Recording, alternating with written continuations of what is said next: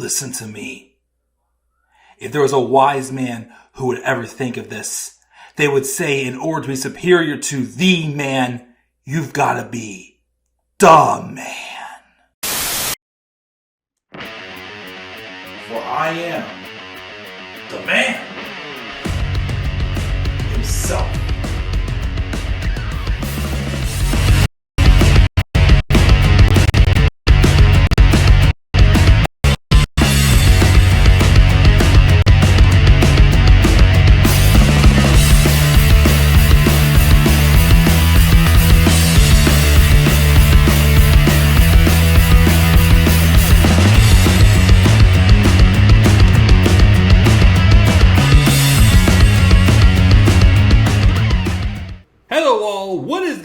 How y'all doing on this Sunday evening? This is the Club of the Man 1993, and this is my review of this past Friday night's episode of Friday Night SmackDown. Took place June 21st, 2024 in CM Punk's town, Chicago, Illinois. And yes, CM Punk was in fact on the show. Yes, he's a Raw superstar on SmackDown, but again, I give it an exception on this one. It's his hometown. You know the crowd's going to draw in more when they advertise Mr. Phillip Brooks showing up in his town. And of course, it's seemingly getting closer and closer to where Punk is going to be medically cleared. Although, somebody is seeing red when it comes to CM Punk. And just like CM Punk show up in his home, somebody else is going to show up in Punk's home. This episode of SmackDown was fire! Definitely, in my opinion, one of the best episodes of SmackDown we've gotten in a long time. Now, I'll be honest, yes, most of it had to do with the typical ones. The Bloodline, Cody Rhodes, CM Punk, spoiler alert, Drew McIntyre. But we also have everybody's favorite megastar, L.A. Knight, yeah, on the show as well. And it looks like they are furthering their storyline with him and Logan Paul. And it looks like they are going to hold that match off until SummerSlam. They will be involved in a triple threat qualifying match for Money in the Bank next Friday on SmackDown, when it'll be him and Logan taking on Santos Escobar. And of course, the winner will qualify for one of the last two spots in the men's Money in the Bank. Wait. One spot left for SmackDown. 2 spots left for Raw. Sorry. One of the last 3 spots left for Money in the Bank. At that point, though, it will be 2 left. But, you know that. What else do we get here? We got the women's as well. Had a nice qualifying match as well. Very fresh field, I gotta say, with these Money in the Bank ladder matches so far. I'm liking some of the fresh names we're getting in there, which is very intriguing.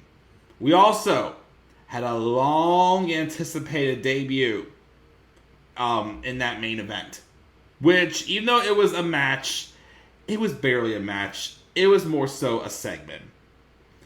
And it had my wheels spinning as to where we could be going as far as Cody Rhodes goes for Money in the Bank. Because I thought at first we were going to be getting Cody Rhodes versus Sikoa for the world title. We still could. But after some turn of events, I'm thinking we could be getting another match. Somebody could be showing up a little bit sooner than I thought. But we'll get to that. We get into this review of Friday Night SmackDown. So once again, it was the June 21st, 2024 episode taking place in Chicago, Illinois. We open up the show with Mr. Phillip Brooks himself, CM Punk, showing up. And he says, great to be in Chicago live on a Friday night. Talks about pressure of live TV. He's grateful to be in the presence of the crowd. That's pressure. Wrestling or speaking in front of your hometown audience. That's pressure. Promising to walk away as champion in front of your people. That is pressure. Referring to Money in the Bank back on July 17, 2011. One of the best matches for sure, in my opinion. And you might think he's crazy, but right before you hear that static and living color starts going, he still wonders if he can handle the pressure. And that's when he does bring up July 17, 2011. He says, raise your hands if you were here. He promised all of us he was going to walk out his hometown as champion. He did not, of course, mention he was going to leave with his contract expiring 1 hour later as champion. But he said that's pressure, and he could have fell flat on his face and embarrassed himself and Chicago. But did he? Oh, no. He was told he would get jumped in Glasgow, that they'd need extra security because they'd have his head on a pike if he interfered in that match. But did he ruin everybody's day? No! Weeks into months, and Drew McIntyre kicked him while he was down. But because he keeps promises he makes, Drew wasn't just kicking him. He was kicking Chicago. And in that case, you can stay down. You can turn the other cheek. He picked the Chicago way. You send him to the hospital. You send him to the morgue. He wasn't going to kill Drew McIntyre. But he did decide to kill Drew McIntyre's career. But he didn't think it'd be easy, because Drew couldn't take the pressure. And Drew quit. He said he prayed for bad things to happen to Punk, so Punk made bad things happen to him. And he was hoping to make more bad things happen, but I guess that's not going to happen because Drew took his ball and he has gone home. Now, of course, we were hoping to hear Punk say he was medically cleared to compete. But then we hear, ladies and gentlemen, and I instantly got chills. I'm like, oh boy. Besides, of course, him being addressed at the Hall of Fame ceremony. Do you guys remember the last time we saw CM Punk and Paul Heyman in the ring together? Yeah, CM Punk was walloping Paul Heyman with a crutch. Back when Punk feuded with the Paul Heyman guys back in 2013 with Brock, which was an excellent match. Punk should have won, I'm just saying. And then he feuded with Ryback. Yeah, I don't know. I'm pretty sure Punk still wants to forget about those days, even though he is, cleared his head with WWE, of course. But anyways, out comes Paul Heyman. And again, it didn't hit me right away that, holy smokes, this is the first time these two have probably been in a segment on live TV together since 2013. He says he's not here to disrespect Punk. He's running late, and he doesn't know if you realize this, but it's hot as balls outside. Yes, it's been hot everywhere the past week. And when Punk opens the show, it's hot as balls inside too. Punk stood next to his children when he was getting inducted into the Hall of Fame. Despite being the wise man to the tribal chief, he told the world that Punk was his best friend. He meant it then, and he means it now. He comes here with an urgent situation. Asks if he can get in the ring. Punk says you're the only man that can interrupt him and get the crowd to chant for Roman Reigns, as the crowd has been chanting, we want Roman. When Roman does come back, which could be sooner than we expect, he probably will be getting a hero's welcome.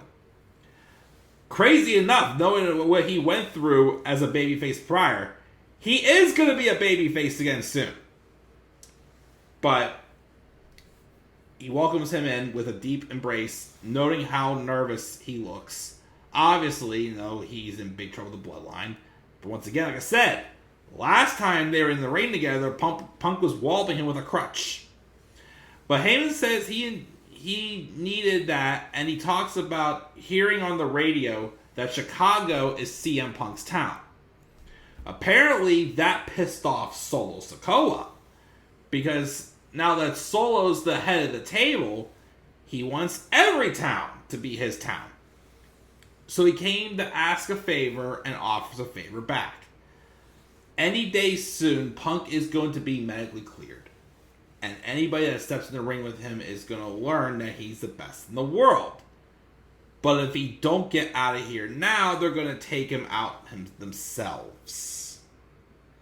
The extra security is for the Wyatts or anyone else who wants to cause trouble. Not a bunch of Tongans and Samoans who want to run roughshod.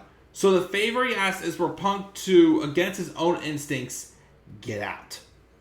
Punk's like, you serious?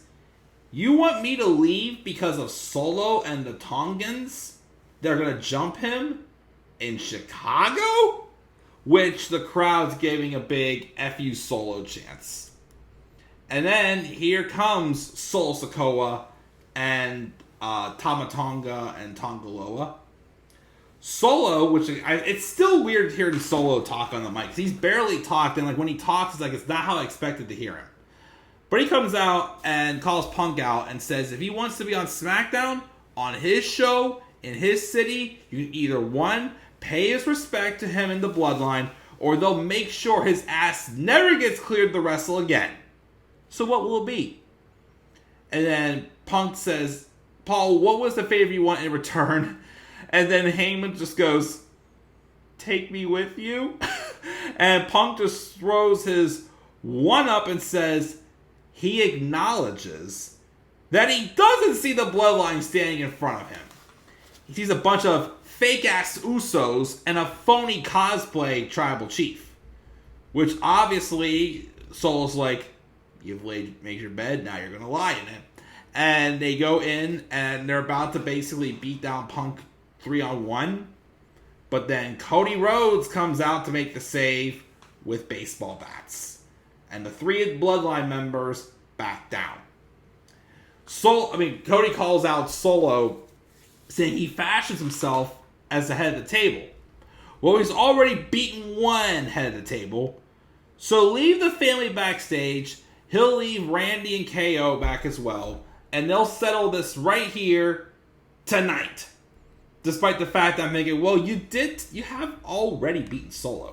Because remember, Cody Rhodes gave Solo Sikoa his first loss on the Raw before WrestleMania 39. So technically, you have beaten both of them. And if anything, you beat Solo when he was definitely at his best.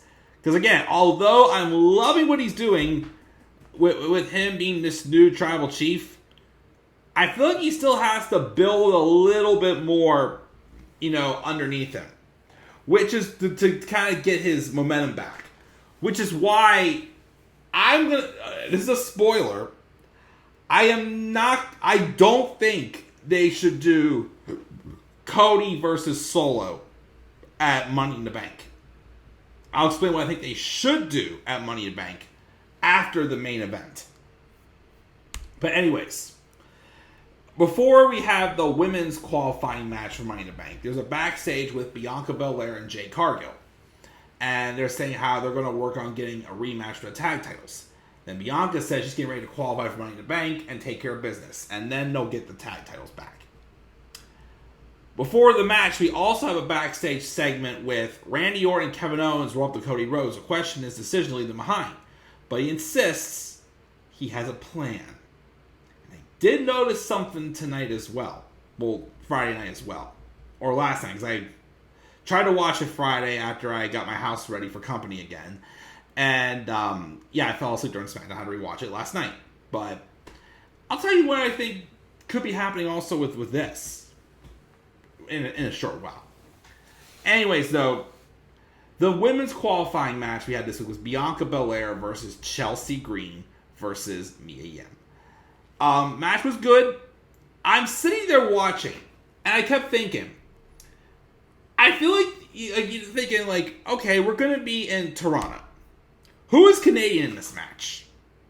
Chelsea Green.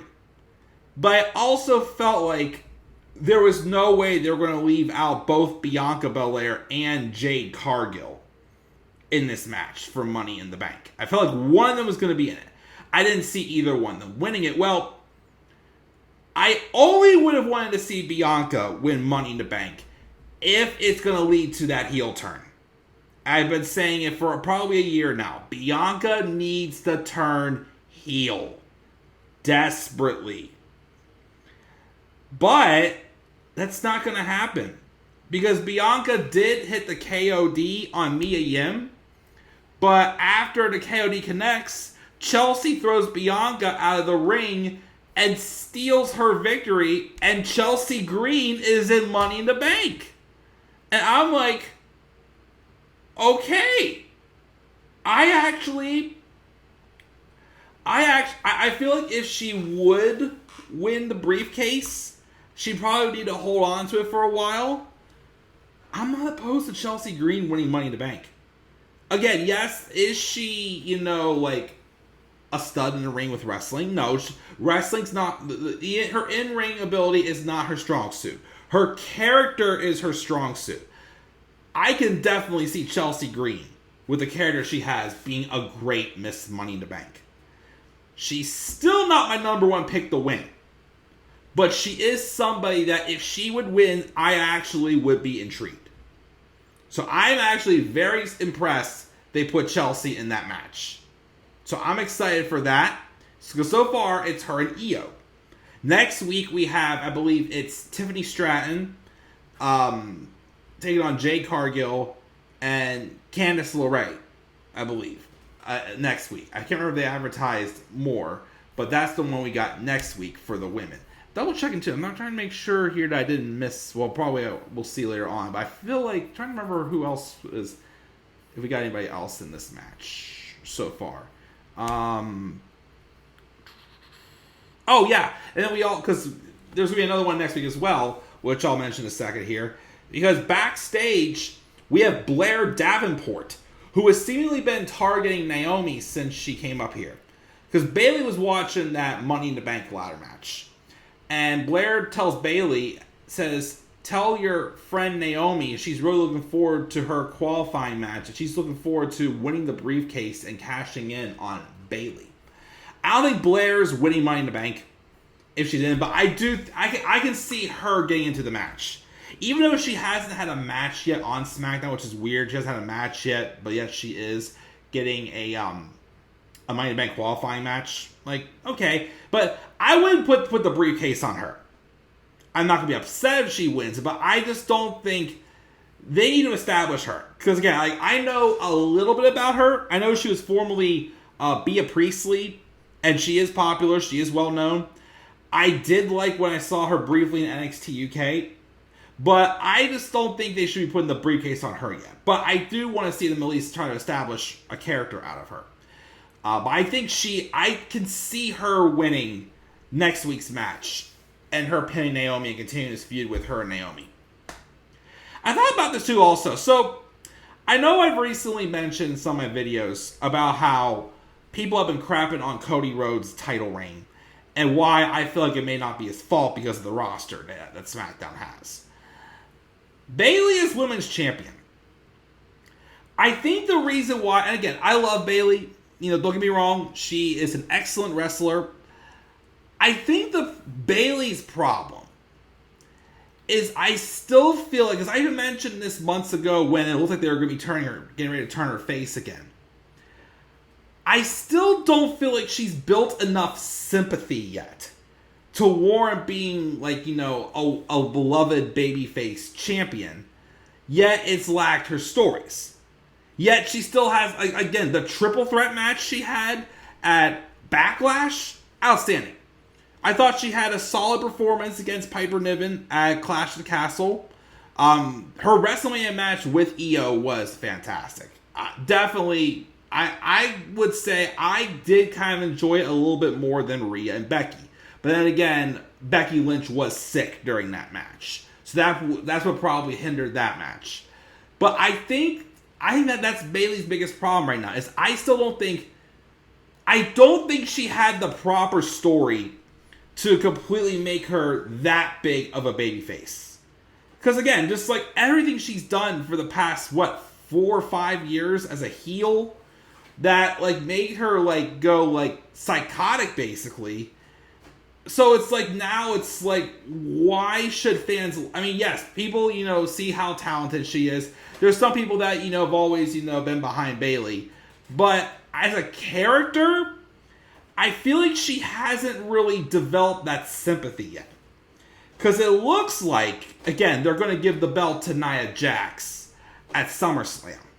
Especially if they're teasing this alliance with Nia Jax and Tiffany Stratton, where Tiffany wants to be Nia's princess, and since Nia's the queen of the ring.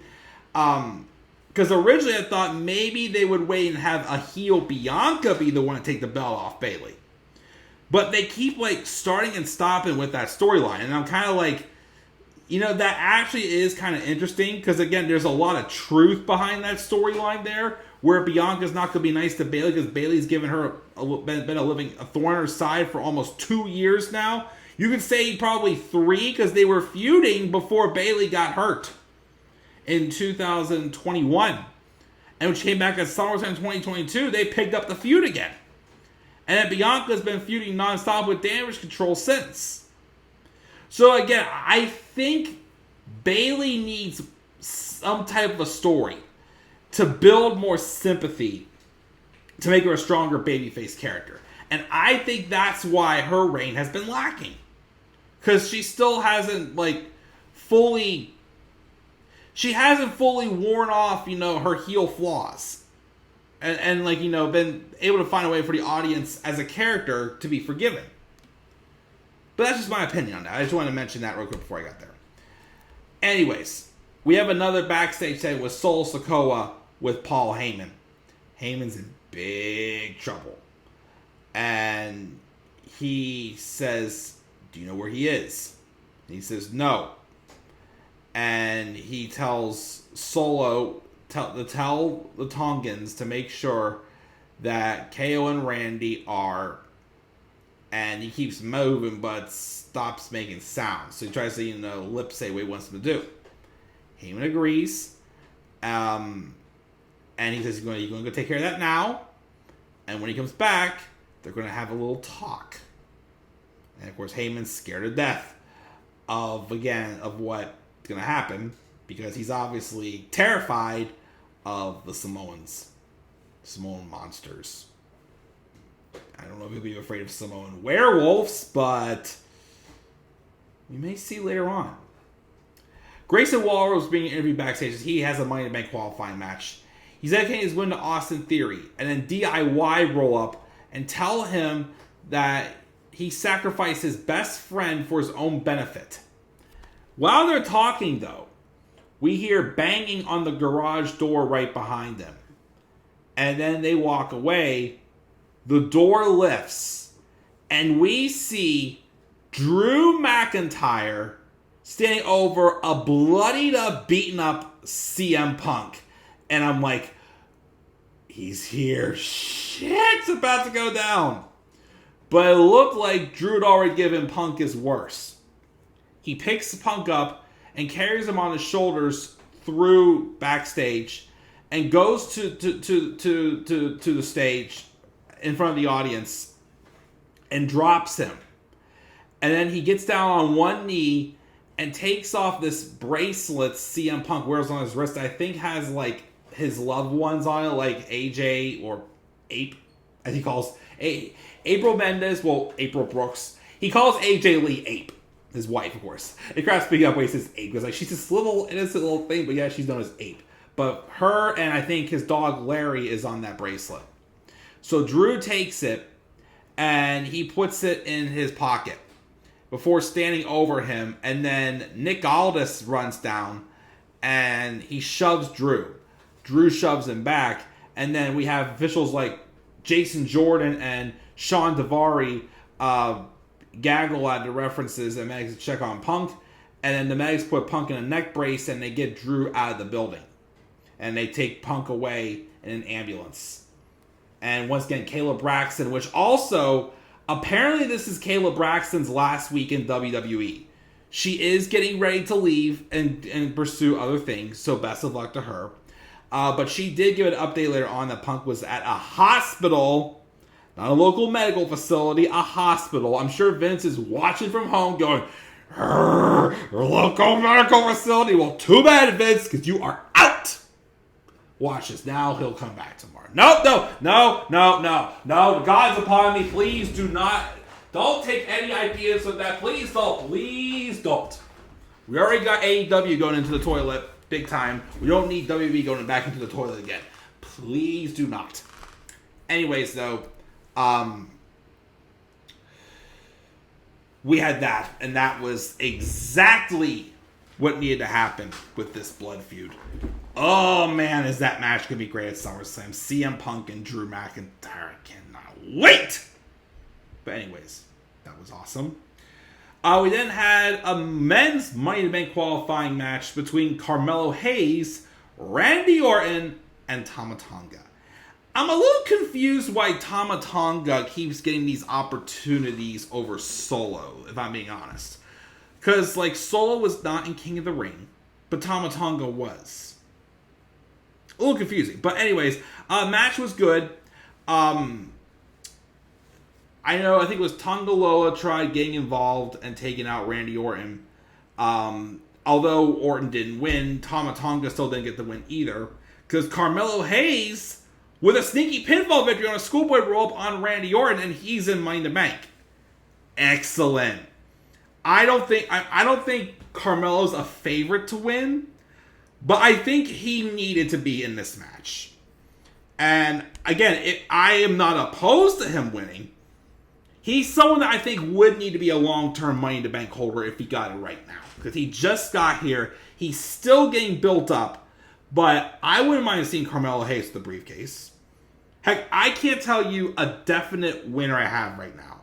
Because most of these people that's in the match, I can definitely say I wouldn't mind seeing him win. I wouldn't mind seeing this one win either.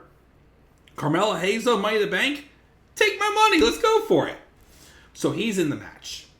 We also got a recap of the debut of the new Wyatt faction.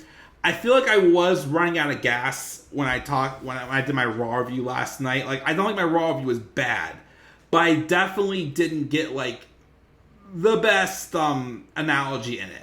I'll try to talk about it again whenever we do Raw. I guess they're going to be on Raw because they didn't make an appearance on SmackDown this week. Because I know some people thought they were going to be on both shows, but I'm assuming they're going to be on Raw. I don't know. Although the only bad thing they did was they took Chad Gable out of the qualifying match. Ugh. If Chad Gable was to get into Money in the Bank still, which I think there still could be a chance. There is still, because we're doing he's replaced by Ilya Dragunov against Braun Strowman and Bronson Reed.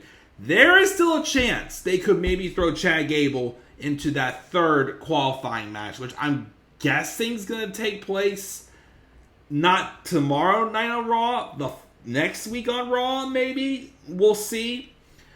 But if Chad Gable's in Money in the Bank, he's my number one pick. After that, like, you can pick Jey Uso. You can pick Carmelo Hayes. You can pick, I don't know, like a lot of people in these matches. Heck, well, I don't think if either LA Knight or Logan Paul get it, I don't see either one winning.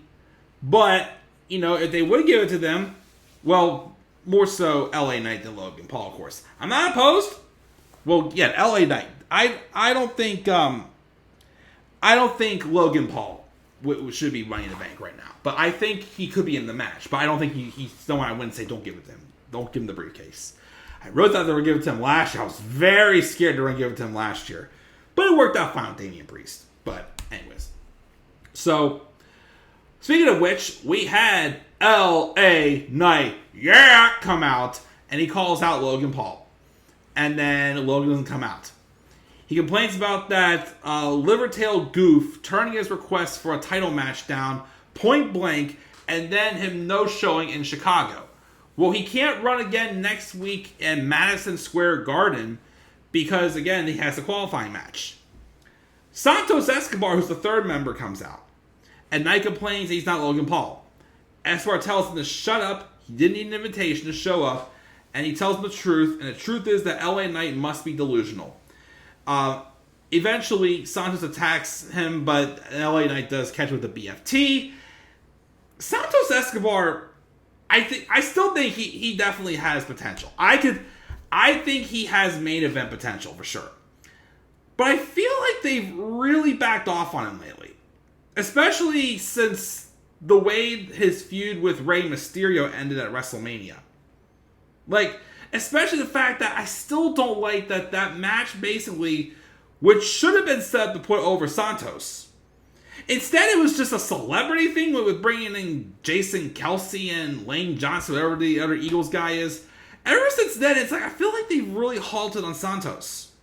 Because I still think there was something there for him and Humberto and Angel. Angel Garza and Humberto Carrera, or Angel Humberto, whatever you want to call them now. I still think there's something there, but I feel like that he's been knocked down the card, and I don't understand why. Also, what was up last week on SmackDown when they had Apollo Crews take on, I think it was Santos, but they had Baron Corbin come out also and be in a corner for Apollo. Very, very random. But, I mean, I'd love to see both those guys get something to do, but them being a tag team, like, I don't know. So I don't think Santos is winning next week. But if he's in, I'm not going to be opposed. It's just that I feel like he's been knocked down the card. We then had another men's Money in the Bank qualifying match, which was Grayson Waller, Kevin Owens, and Andrade. Before the match, though, the Bloodline came out and attacked Kevin Owens. And Owens was limping on his knee. But he still, went out there and wrestled the match. I believe there was a point also where Randy Orton came out. Yeah, Randy Orton came out to fight off Tama Tonga and Tonga Loa with the steel chairs. But I can't remember if Solo was out too. But then I kind of noticed something. Cody Rhodes didn't come out. And even, I think, earlier when Randy Orton had his match, I think Kevin Owens came out to help him there too. But Cody didn't come out again either. And I think that could be a possibility of what could be. Again, if they don't do Rock and Cody at SummerSlam, I think they're definitely going to do Randy Orton and Cody at SummerSlam. I also wonder too.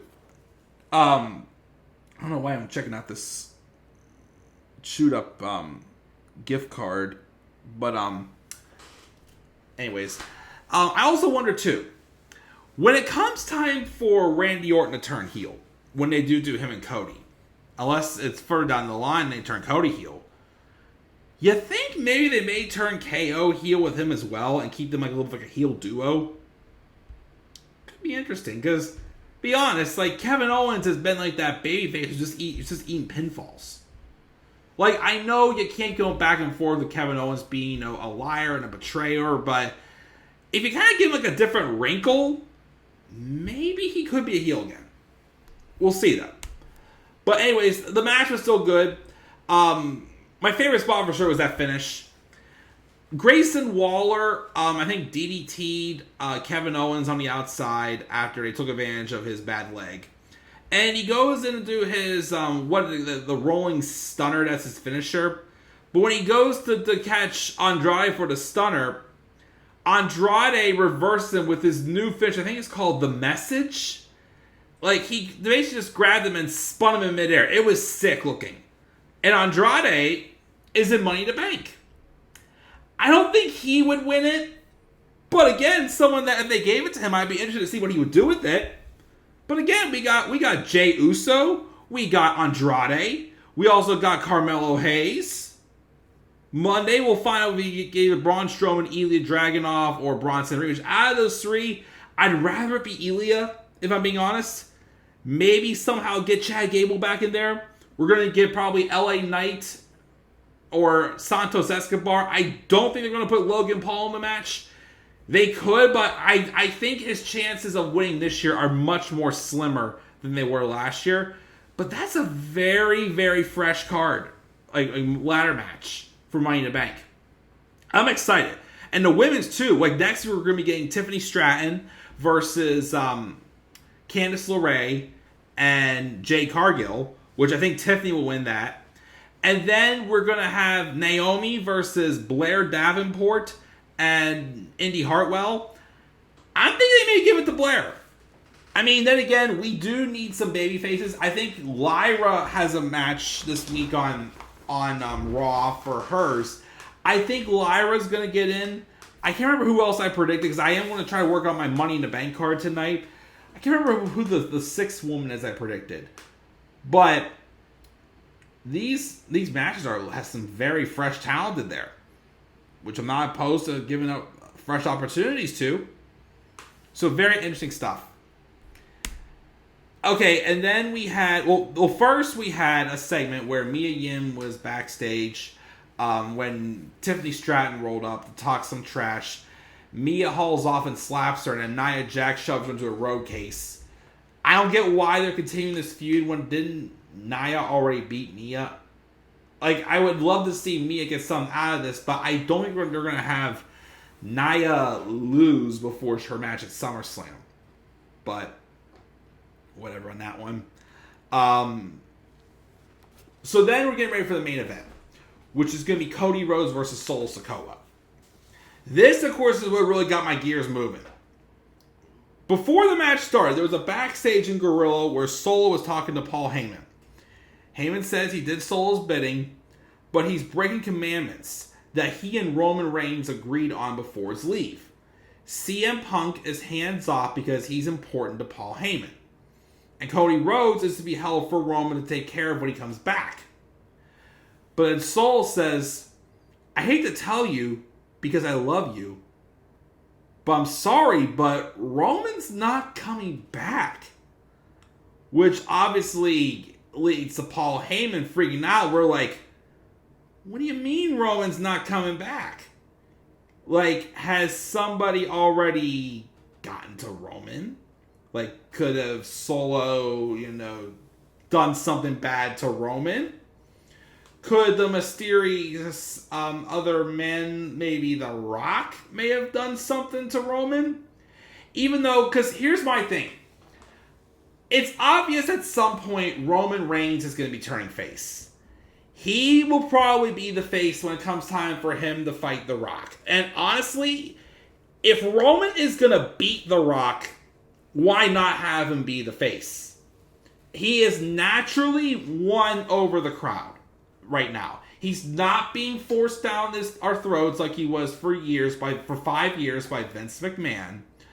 But this is what got my gears rolling and made me think there could be something more to the match at Money in the Bank. Because they did Cody Rhodes and Solo Sikoa here, which was barely even a match before the Bloodline got involved and attacked Cody Rhodes. So the match barely even happened. So it's still possible to do Solo Sikoa and Cody Rhodes one-on-one at Money in the Bank. Or, and I'm going to throw a curveball here. This I am going to put in my predicted match card. What if the main event of Money in the Bank, if they don't give it to the men's or women's Money in the Bank ladder match, what if that main event is Cody Rhodes versus Solo Sikoa versus Roman Reigns in a triple threat match? Because I doubt we're doing Cody Rhodes and Roman Reigns at SummerSlam. But Roman should be back for SummerSlam. That's, I think, a guarantee. But I don't think they're going to be doing Cody versus Roman. I still think, again, I want it to be Cody versus The Rock. Because I don't want them to do Cody and The Rock at WrestleMania 41. That has to be Roman Reigns versus The Rock. If it was a Survivor Series, cool, but I still think, because I've been pitching for the longest time, that Survivor Series, I think, should be 4 new Bloodline members. Yes, the 4th new Bloodline member did debut on this episode, talk about that. And then the 3 original Bloodline members, Roman Reigns and the Usos, with The Rock. And that's the match where The Rock turns on Roman, helps the new Bloodline win, reveals he was the one behind the mastermind behind getting this new Bloodline together. So, I still would like to see them do Cody and The Rock at SummerSlam. If not, then I guess the only other time to do it would probably be at Rumble, if I'm being honest. But, because, again, what's Roman going to do? And again, Roman, I know a lot of people think that Roman needs to fight Seth Rollins at SummerSlam, which I can see them doing. Because, as I keep saying this too, when Roman comes back, I don't want him to be an abrupt babyface again. Could he maybe cost Solo his match? Yes. But I also do think that Roman is still going to want his rematch to get back the world title. So this could be a thing where maybe it wasn't Solo who did something bad to Roman. Because Solo's saying that Roman's not coming back. Maybe this is going to be a test where Solo's loyalty still lies while Roman Reigns still gets his rematch. So that's why I'm thinking maybe we're going to get a triple threat match at Money in the Bank. Especially even though it wasn't a full-on match, that they did do a match with Cody and Solo right here. But anyways, that's not all that happened here.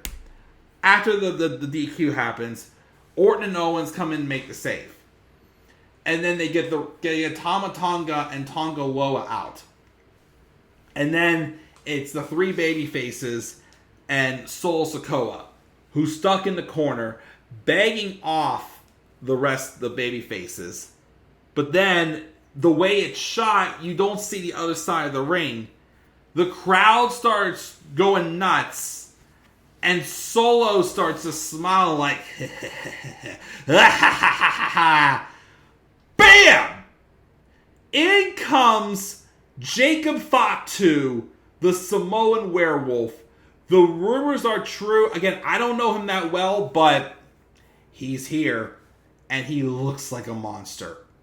He comes in, and he puts, he Samoan drops KO through steel steps. He then spears Randy Orton through the Timekeeper's barricade, and then he takes Cody and just preys on Cody. Cuts off Cody's punches, Cody clotheslines the Samoan werewolf to the floor, but then when Cody goes to the further attack, he spinebusters Cody into the apron. And then he lays Cody out on the announce table and does a diving headbutt off the turnbuckle through the announce table. He gets in the ring, embraces Solo, and you see the whole new Bloodline with their fourth member, with Paul Heyman, you see in the background, looking fearing for his life, all putting up the ones to end the show.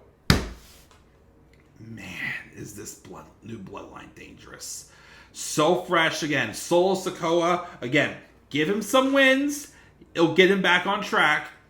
But again, at some point, because I still believe at some point, I think the whole new Bloodline is going to be draped in gold.